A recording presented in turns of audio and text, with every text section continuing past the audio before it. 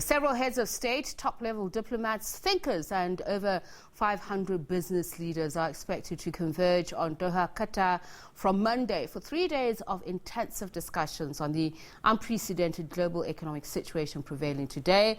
The city is hosting the second edition of Qatar Economic Forum at a critical juncture where the world is passing through challenging situations as repercussions from more than 2 years of COVID-19, the trickling effects from the Russia-Ukraine conflict, fears of recession and a frightening threat of worldwide food shortages loom large. The gathering is expected to tackle some of the world's most pressing challenges, disruptions and solutions in the background of what will be the stage of one of the region's most exciting events. Youth in Business South Africa Secretary General Bright Hlongwane is attending and joins us now in the studio to tell us more about this. So, Bright, it sounds like an exciting event to be a part of. Tell us a little bit more about the message that you're taking there, what the priorities ought to be. Good evening to yourself and your viewers at home. The message and mission I'm taking to the Qatar Economic Forum is that South Africa's youth-owned businesses are open for business and they are more than ready for international foreign direct investment. And also it's important that these international investors also look at an opportunity at investing in youth-owned businesses in South Africa. So as I go to the Qatar Economic Forum, my message to the international community is that we as young entrepreneurs in South Africa are more than ready to accept them as possible and future investors in our South African economy. So the importance of this particular meeting, as we said, it's the first ever in the region. Talk about the strategic importance thereof and how people like yourselves being invited to be part of it, that will lend it some clout or legitimacy. Yes, importantly, because now the Middle East is a growing economic hub, especially in Eastern Europe, and us as South Africans and us as Africans have a huge role to play there as trade partners, as future, what you call science innovations and so forth. So it's imperative that some of other people or some people from Africa go to this kind of summit to enter and establish themselves in the Middle East so that we can establish these long-term business and social relationships. I mean, let's just first start with COVID-19, because COVID-19 no doubt had the greatest impact on the youth on the continent, and I'm not just talking about South Africa from a perspective of education, even employment opportunities, but also just the layoffs that they experienced. So therefore really cutting the trajectory in terms of, employment, upward mobility. For the youth in South Africa, was there anything particularly peculiar about COVID-19 and how it affected you? So as young people in South Africa, we were devastatedly impacted by the COVID-19 pandemic, to a point that over half of our youth population in South Africa still remains jobless. Over half of young people in South Africa still are trying to build businesses, but they are unable to because of the uneven market conditions and the unconducive environment in South Africa. So we can safely say that the pandemic has caused great depression on young people, and there's a sad phenomenon that's currently happening in South Africa where we see most young people committing suicide. And it's another topic that falls in line with these uneven economic conditions in South Africa. So as young people, we are deeply impacted by the COVID-19 pandemic and are still continuing being impacted because of the uneven economic conditions, as I've mentioned, and also the lack of active participation in decision-making circles, the lack of participation in political circles, and most importantly, we do not have an economic voice as young people. So that also contributes a lot to the Great Depression that young people are currently facing in South Africa. As you say, one of the greatest social ills we face, political social ills, is the inequality.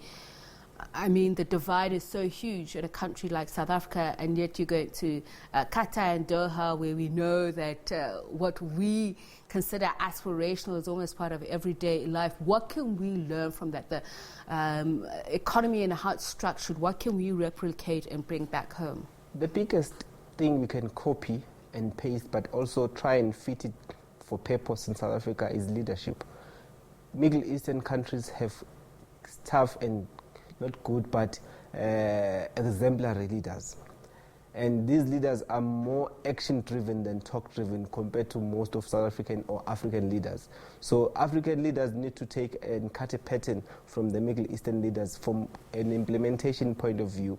Yesterday, I mentioned that most of the leaders there in the Middle East, each and every summit, they have what you call a layout plan of how are they going to implement whatever goals that they came up with from previous summits. So they don't always host these summits just for hosting them. They host them because they want to review and track progress from the goals of the previous summits. So this is the second Qatar Economic Forum, and I believe one of the critical agendas that they'll be discussing is to review and retrack what the previous goals summit were.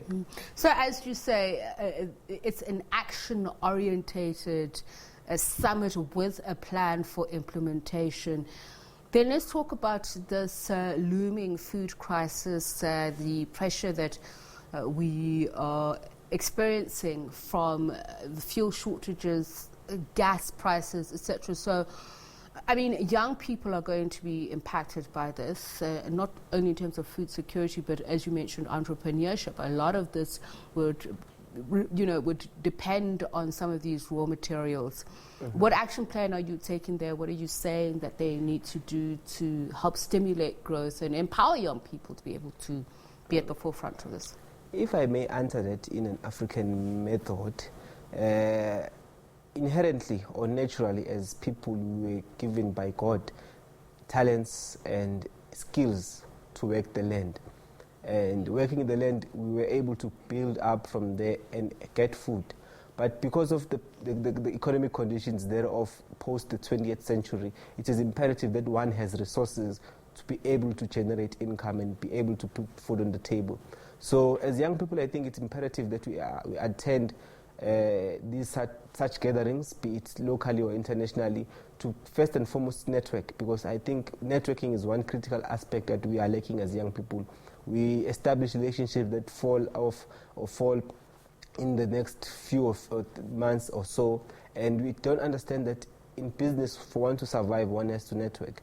And also, for us to be able to avert this food crisis, we need to be able to understand that each and every young person in South Africa has his own specific skills or talent. Let's try and nurture those potentials and talents so that wherever we find that a young person is more agriculturally smart compared to the technically smart, we take those agriculturally smart, put them together, then I'm sure there will be ideas that will erupt there. And you make a very important point in terms of access, and we're not just talking about access, it's or rather exposure, it's access and the ability to be able to influence these decisions, these solutions. So what would be most ideal, something that is tailored for within our context? Because it's one thing to invite young people, but if you're not empowering them, if you're not giving them a platform where they can drive their own solutions, I mean, what is it all worth?